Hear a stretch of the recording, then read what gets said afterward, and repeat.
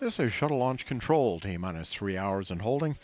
Here's our commander, Chris Ferguson. He's in the suit-up room. He's having a fit check of his helmet. He's our commander on this flight, and going over to pilot Doug Hurley.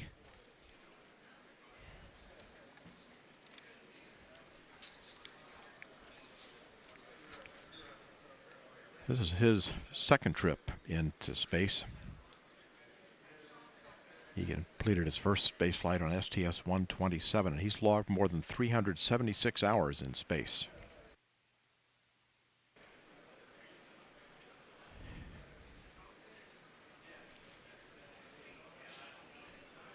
And here is Mission Specialist number 1, Sandy Magnus. This is her third space flight. She spent more than 4 months in space aboard the International Space Station.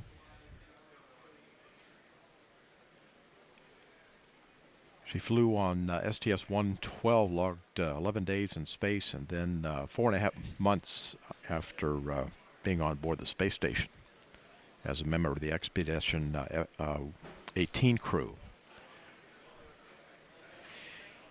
This is Rex Walheim. He's our Mission Specialist number 2. He's making his third space flight. He's spent more than 24 days in space on STS-110 and STS-122, and he's had 5 spacewalks totaling more than 36 hours. And he's served very effectively as the chief of the EVA branch. So the crew now is finishing their suit-up activities, and they are scheduled to leave for the launch pad in just about 25 minutes. And here they come.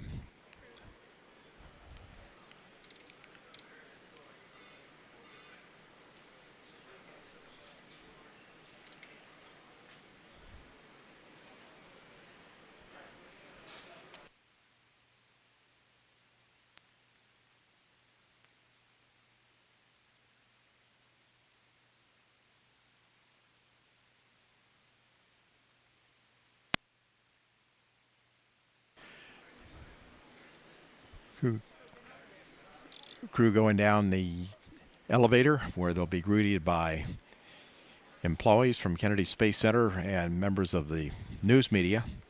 This is the same elevator that's been used by the astronauts ever since Apollo.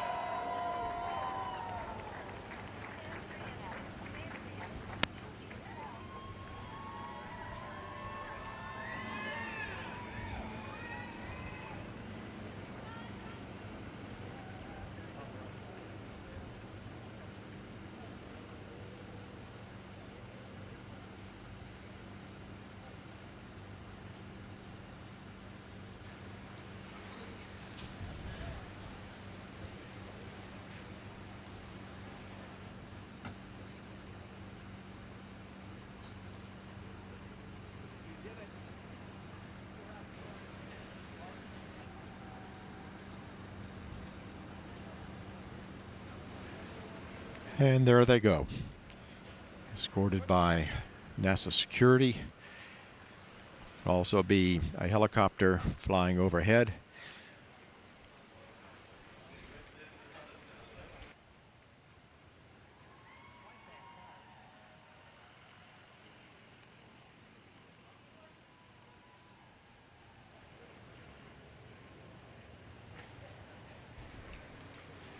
It's about a 20-minute ride out to Launch Pad 39A.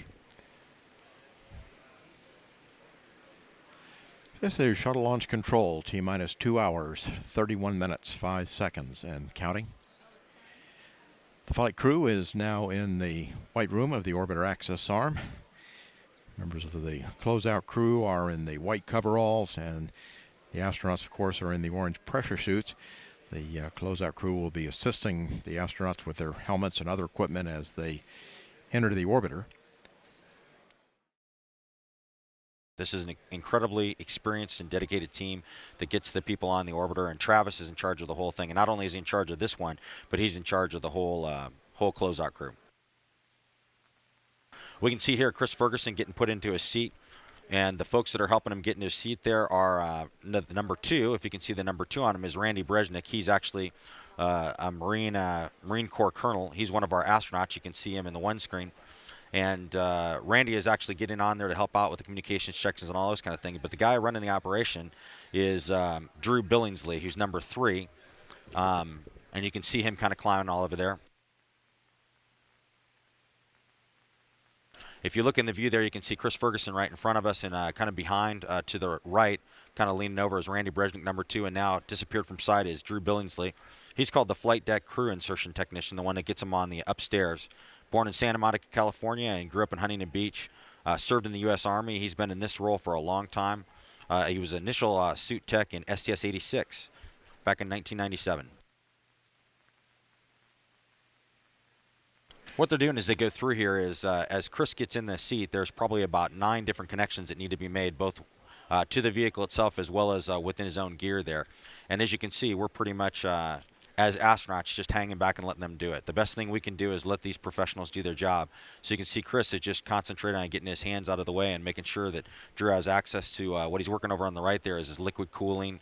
You've got all the straps that have to come around. It's a 5-strap harness. You have to get the parachute, which is what you're seeing there. Randy has the close one, and Drew has the far one. You get the parachute straps that are waiting for you. The parachute's already in the seat when you get in. They put those over the side and they connect those in. You'll see a real good shot of that right here. You'll see them connected into the straps that Chris is already into, that he came in with his chest strap and everything. So that gets connected there, and they're essentially doing all these connections to make sure he's nice and snug in there and all ready to go.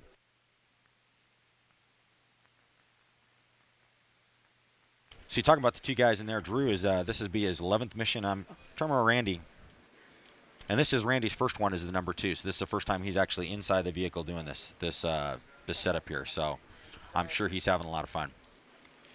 And this looks like Doug Hurley. Yes, it'd be Doug Hurley going in, Marine Colonel. He is flying as a pilot on this flight. This is his second flight. Flew a few years ago on 127. And he's being helped there. You can see the guys out in the white room to get everybody ready to go. Number 4 there is Renee Arians. He's another longtime member. And by the way, all the guys that we've talked about so far are USA employees, other than Randy Brezhnik, of course, who's the astronaut. But Renee has been with the United Space Alliance for a long time. 27 years in the space program. He's been for 40 launches. And he's just doing a great job for us. He's been the OVCC. He's actually had Travis Thompson's job. Travis is number 1. There's only about 3 or 4 people that are qualified to do that job at any one time, and Renee is another one, but in this flight he's actually filling the number 4 role. And so he does a great job with it. He's going to be the hatch technician when they close the hatch and take care of all that stuff. Now you mentioned Randy Brezhnik. He's the ASP, right? Astronaut Support Person. It's called Astronaut Support Person, yeah. When does he get on board? He gets on fairly early, doesn't he? He does. He comes out and gets everything prepared inside the crew cockpit before the crew gets out there and make sure that all their gear is in place. There's a lot of things they don't bring with them. They don't carry out with them that we take out for them. And I did this job quite a while ago, and there's a lot of things you take out there, get ready. You essentially triple check the cockpit to make sure everything's in place.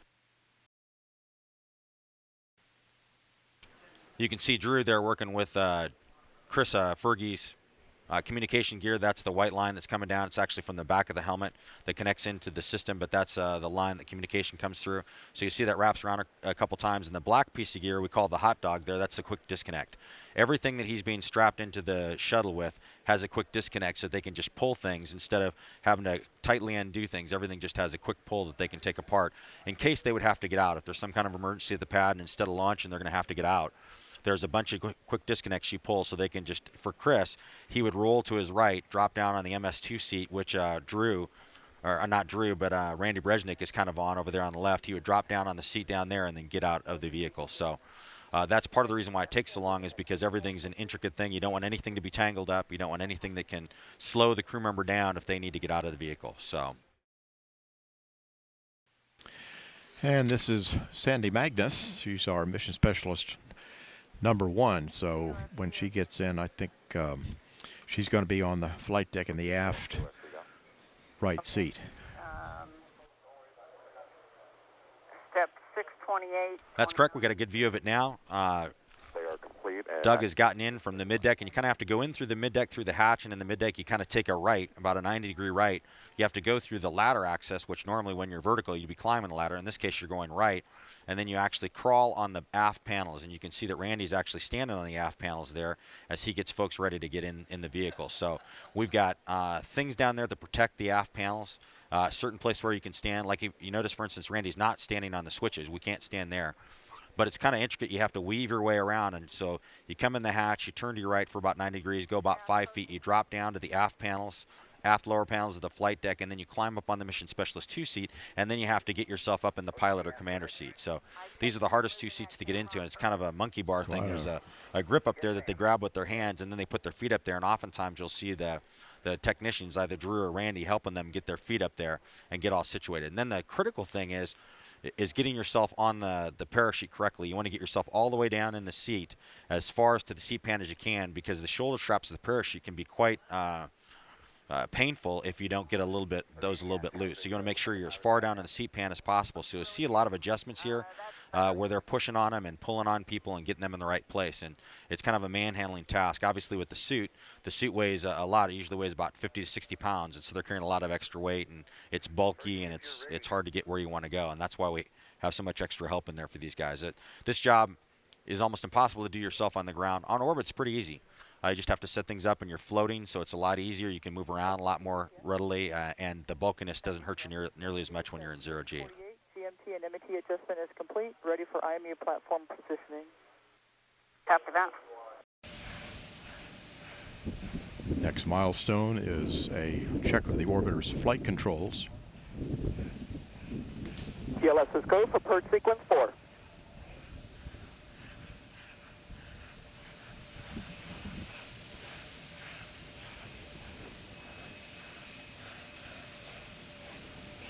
And there will be a steering check of Atlantis's 3 main engines.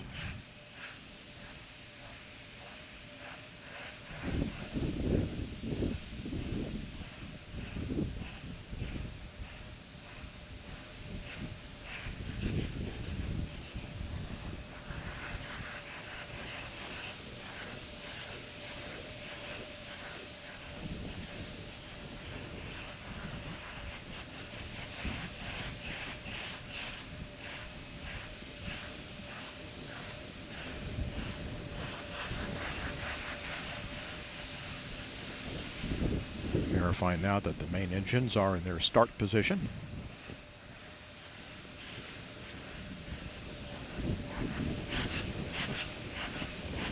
TLS is go for ET LO2 pressurization. Starting now the retraction of the gaseous oxygen vent arm, the vent hood.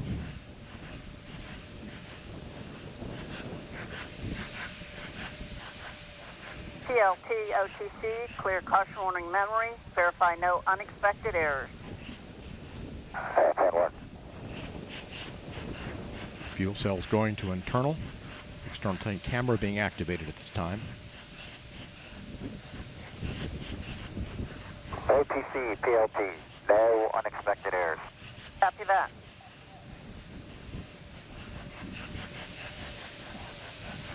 Flight crew OTC, close and lock your visors and initiate O2 flow. That's in work. T-minus 2 minutes. TLS is go for ET LH2 pressurization. Solid rocket booster camera is being activated.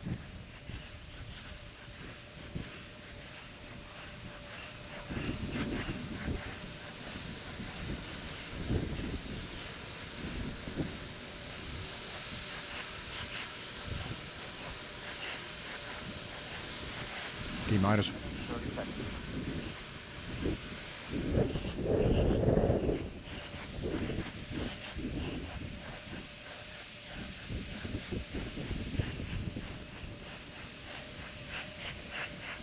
sound suppression water system is being armed.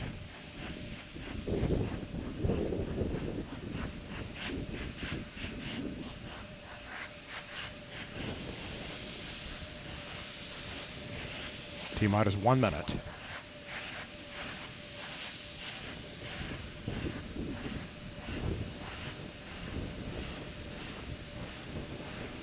Liquid oxygen and liquid hydrogen fill and drain valves are closed. T-minus 40 seconds, handing off to Atlantis' computers at T-minus 31. T-minus 35, 33, Clock will hold at T-minus 31 seconds due to a failure. and we have had a failure. Grand Lot sequencer We had a problem on the dock 3 track switches. NNTDSP. Go ahead. Yes, sir. We need guys to go do the verification per the LCC, please. All right, CMAC. Yes, CMAC. The LCC says we need to verify using a camera, and we're positioning camera 62 right now. Okay. Let us know as soon as 62 is swung over and you can verify LCC for GVA retract, please.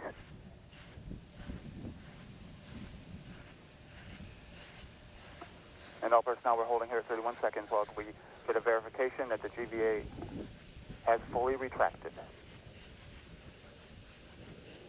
per our pre-plan. This is CMAC. We verify retracted. Okay, and you can verify that it is fully retracted per the instructions that that we developed, correct? That's correct. All right, and SPE? And NTD, SPE concurs. They satisfy the requirements of GSE 13 pre-plan contingency. I'm go. Okay, I copy. And launch director? Yes, sir. I heard all that and concur. Press on. All right, very good. NTD, SPE. Yes, sir. Yes, sir. I need concurrence to GLS and mass to clear the hold, please. Very good. And GLS, you have concurrence? Go. Copy that. It's in work. Thank you. Let us know when that's complete.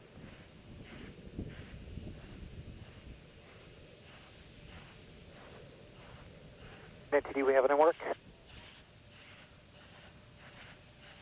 All right, guidance.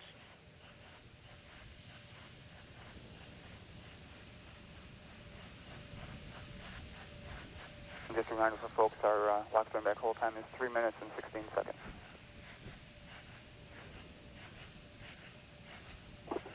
NTD, CTLS on 212. We're ready to go. All right, very good. And launch director, with that cleanup, we're going to go ahead and proceed. Yes, sir. Please do. All right, and all personnel, we are going to pick up the clock here momentarily. And GLS, you can resume the clock on your mark. Copy that. Countdown clock will resume on my mark. 3, 2, 1, mark. T-minus Go for auto sequence start. handoff to Atlantis' computers has occurred. Solid rocket booster nozzle steering check and work. 20, Firing chain is armed. 15, Go for main engine start. T-minus 10, 9, 8, 7, 6, 5. All 3 engines up and burning. 2, 1, 0, and liftoff. The final liftoff of Atlantis on the shoulders of the space shuttle. America will continue the dream. Program, Houston. Roger, roll, Atlantis. Houston now controlling the flight of Atlantis. The space shuttle spreads its wings one final time for the start of a sentimental journey into history. 24 seconds into the flight, roll program complete. Atlantis now heads down, wings level on the proper alignment for its 8.5-minute ride to orbit. 4.5 million pounds of hardware and humans taking aim on the International Space Station. 40 seconds into the flight, the 3 liquid fuel main engines throttling back to 72% of rated performance in the bucket, reducing stress on the shuttle as it goes transonic for the final time. Engines now revving up, standing by for the throttle up call.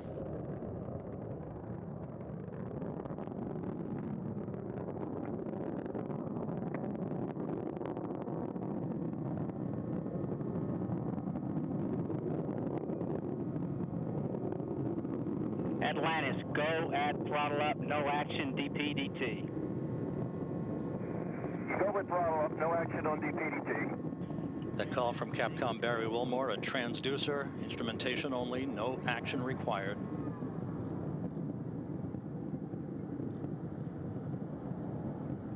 Atlantis now 15 miles in altitude, already 16 miles downrange from the Kennedy Space Center, 1 minute 40 seconds into the flight.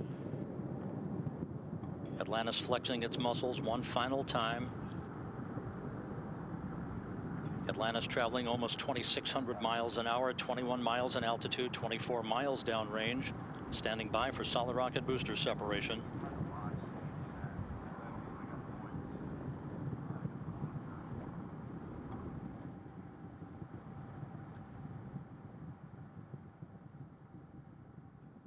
Booster officer confirms staging a good solid rocket booster separation. Guidance now converging. The main engine steering the shuttle on a pinpoint path to its preliminary orbit. 2 minutes, 20 seconds into the flight. Atlantis already traveling 3,200 miles an hour, 35 miles in altitude, 50 miles downrange. The propulsion officer reports the orbital maneuvering system engines have ignited. Atlantis kicking on its afterburners for 1 minute, 23 seconds for the final phase of powered flight. Atlantis, 2-engine TOW. 2-engine TOW. That call from Capcom. Single pane day, so in the event of contingency, you're in plane plus 230 on the ecal page. No com VIs when you're ready to copy. Okay, in plane plus 230, go ahead. Press to ATO, 10.8. Press to MECO, 14.7.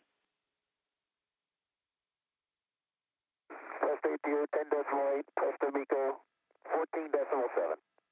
That's a good read back, Atlantis. Because of the slightly late launch time, Capcom Barry Wilmore reading up to pilot Doug Hurley the updated abort boundaries for Atlantis, which is flying on the singular power of its 3 liquid fuel main engines, draining a half a ton of fuel per second from the shuttle's large fuel tank.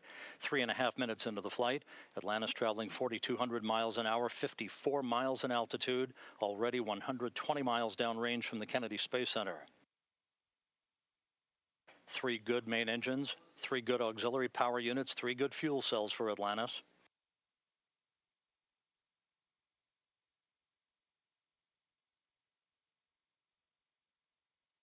Atlantis, negative return. Negative return.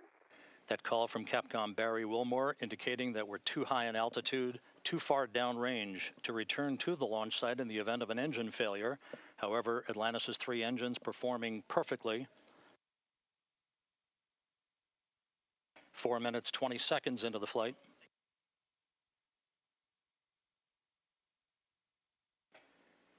Atlantis currently traveling 5,500 miles an hour, 62 miles in altitude, almost 200 miles downrange. 4 minutes of powered flight remaining. Atlantis speeding straight as an arrow toward its date with the International Space Station Sunday morning.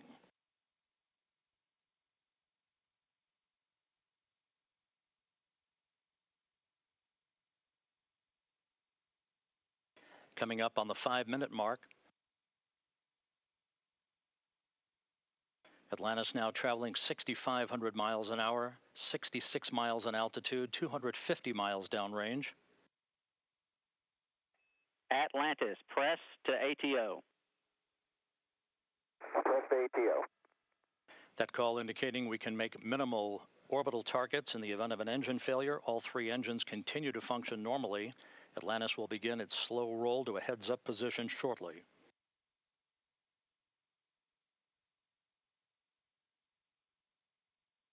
Five and a half minutes into the flight. Atlantis traveling 7,700 miles an hour, 315 miles downrange. Atlantis, single engine, ops 3. Single engine ops 3.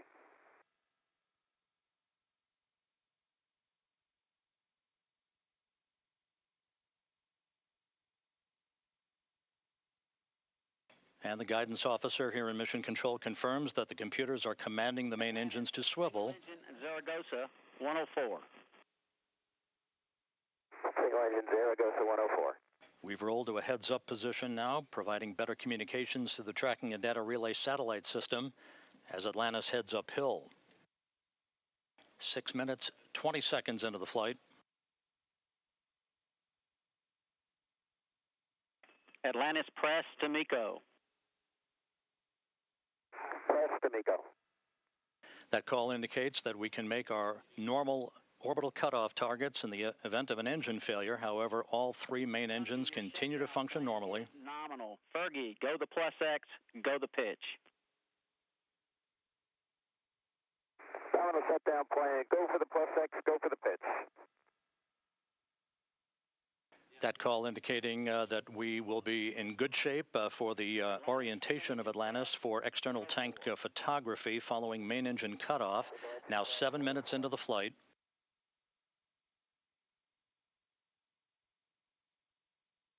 One minute, 20 seconds till main engine cutoff. Atlantis traveling 12,000 miles an hour.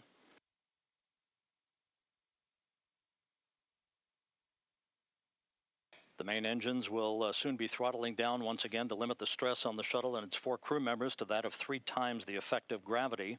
Atlantis currently traveling at a speed of more than 4 miles a second. 1 minute of powered flight remaining for Atlantis.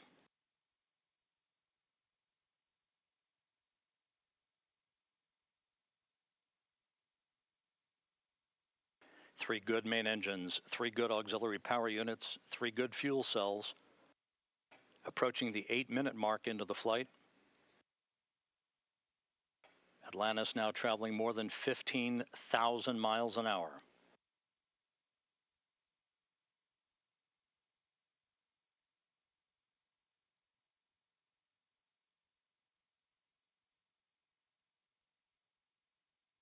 Eight minutes, 15 seconds into the flight, standing by for main engine cutoff. That'll be followed a few seconds later by the separation of the external fuel tank.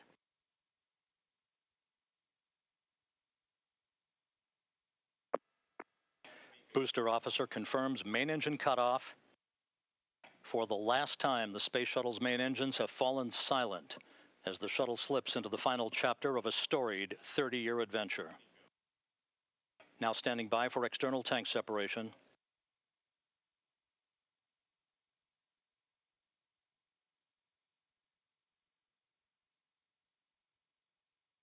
Atlantis off the tank. Commander Chris Ferguson will be maneuvering Atlantis now into an orientation to enable Sandy Magnus to capture digital still imagery of the external fuel tank as it drifts away. So OHMS 1 is not required. Your preliminary OHMS 2 TIG, 37 minutes. 37 minutes. No OHMS 1 required. Thanks.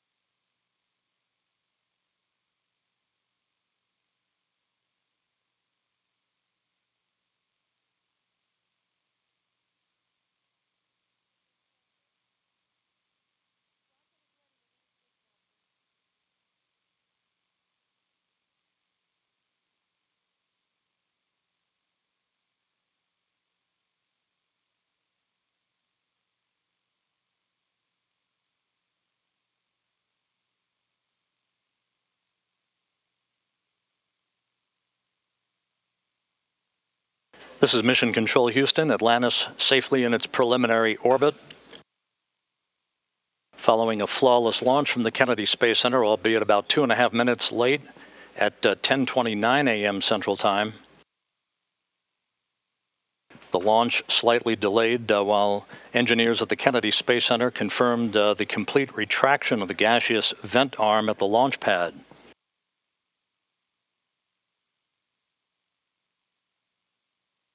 Commander Chris Ferguson is currently orienting Atlantis into the proper attitude to enable Sandy Magnus to capture digital still imagery of the external fuel tank as it drifts away for the final time. Atlantis currently in an orbit of 140 by 36 statute miles. That's the preliminary orbit that will be increased in altitude at its apogee through the firing of the orbital maneuvering system engines 26 minutes from now.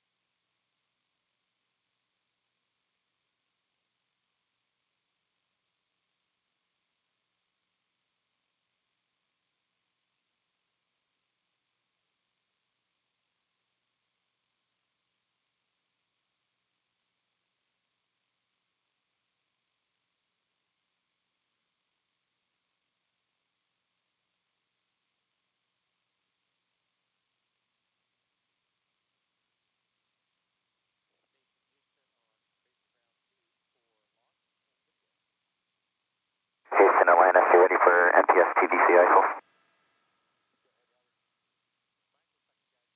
That's affirmative, Chunky. We are ready.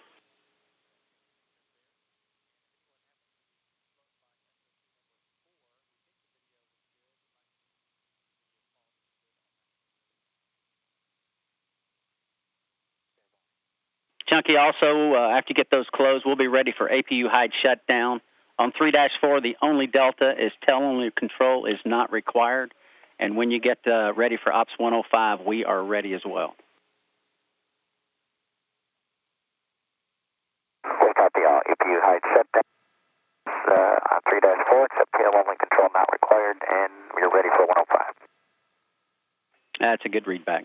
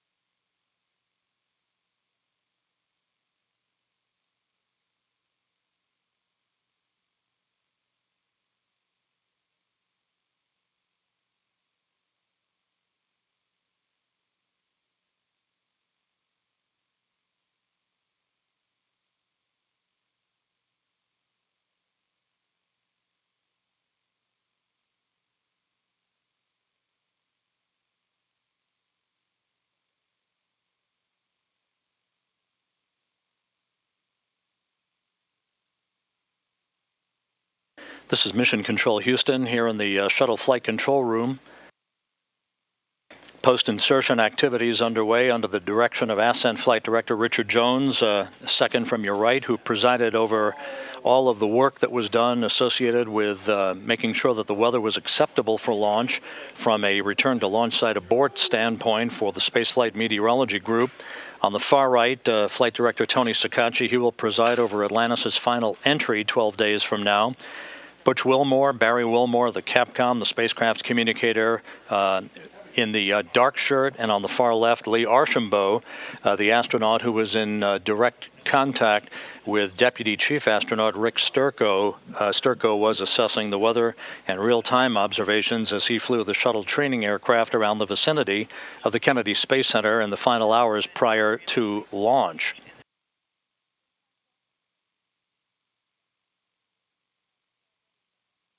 Handshakes all around here in the shuttle flight control room. As we move into the post-insertion time frame, the initial phase of getting Atlantis set up for orbital operations The countdown clocks here in Mission Control currently ticking backward to the first firing of the orbital maneuvering system engines in what is known as the OMS 2 burn. Just a bit under 22 minutes from now, that will begin to raise the orbit, the apogee of Atlantis' orbit. Essentially, the launch itself was the first rendezvous maneuver to catch up to the International Space Station for a docking on Sunday morning.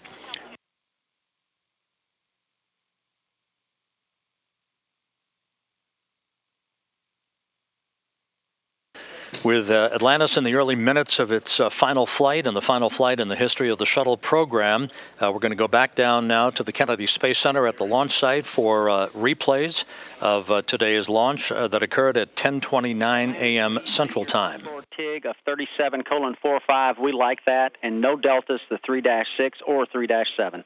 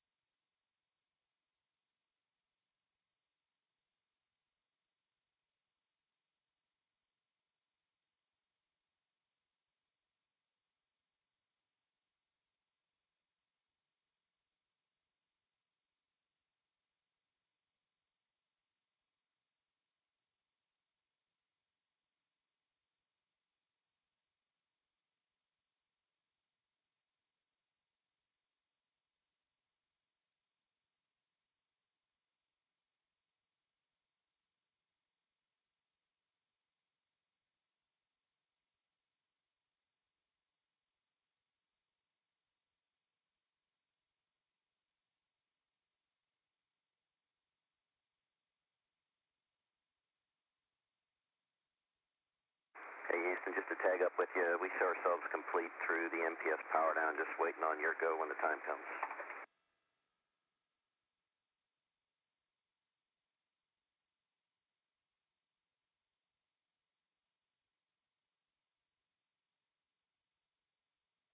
Okay, we are ready for MPS power down when on time, and if you could check the MPS pneumatic helium ISO to GPC, that should get them.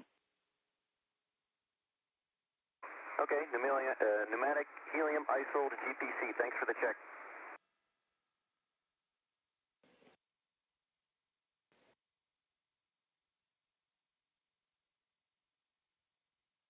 As we watch the replays of Atlantis' final launch, Capcom Barry Wilmore talking to Commander Chris Ferguson on board Atlantis.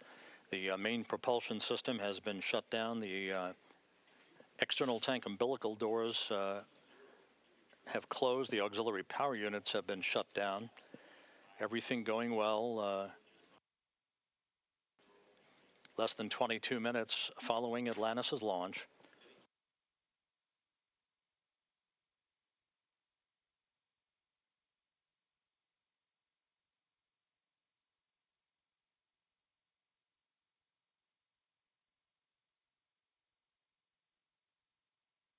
The crew on board Atlantis will be busy over the course of the next several hours setting up shop on board the orbiter, activating payload buses, breaking out laptop computers, preparing for the opening of the payload bay doors, after which the Ascend team of flight controllers will assess all of Atlantis' systems for a go for on-orbit operations. A slightly longer workday than usual for the crew of Atlantis, since there are only 4 crew members on board instead of the usual 6 or 7. Later in the day, the checkout of the shuttle's robotic arm, along with other activities preparatory to the inspection that will take place of Atlantis' thermal protection system tomorrow, standard customary operations for the second day of any shuttle flight.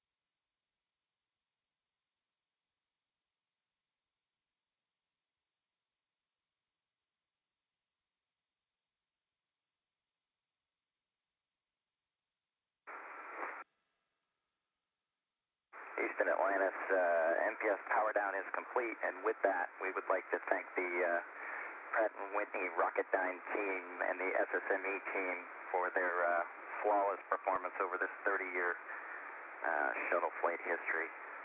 135 flights. It's a 7,000-pound engine that puts out 1.5 million pounds of thrust, and they pitch the equivalent of a perfect game every flight. From everyone who's ridden on these rockets, we thank you. We concur with that assessment, Atlantis. Good and pertinent and true words.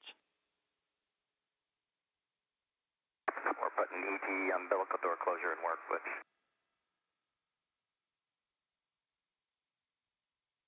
Mechanical Systems Officer here in Mission Control watching over the closing of the external tank umbilical doors. Words of compliment from pilot Doug Hurley for all of the propulsion system engineers who presided over 135 flights of the Space Shuttle, and the performance of Space Shuttle main engines, the external fuel tank, the solid rocket boosters that propelled these vehicles, and hundreds of humans to orbit.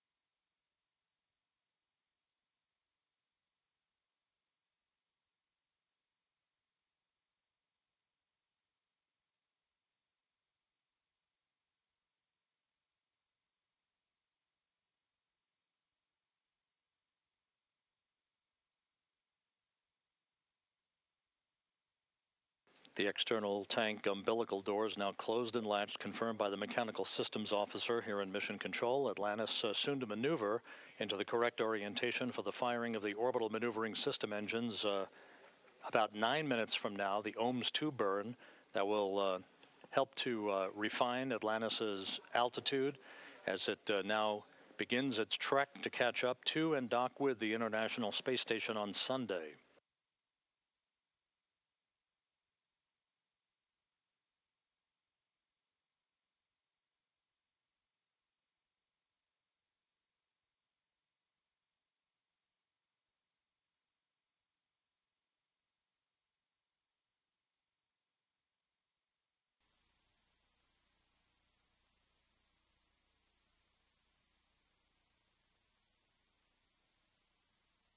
Hey, Houston, we're ready for the maneuver if you are. Affirmative, Atlantis, we are ready.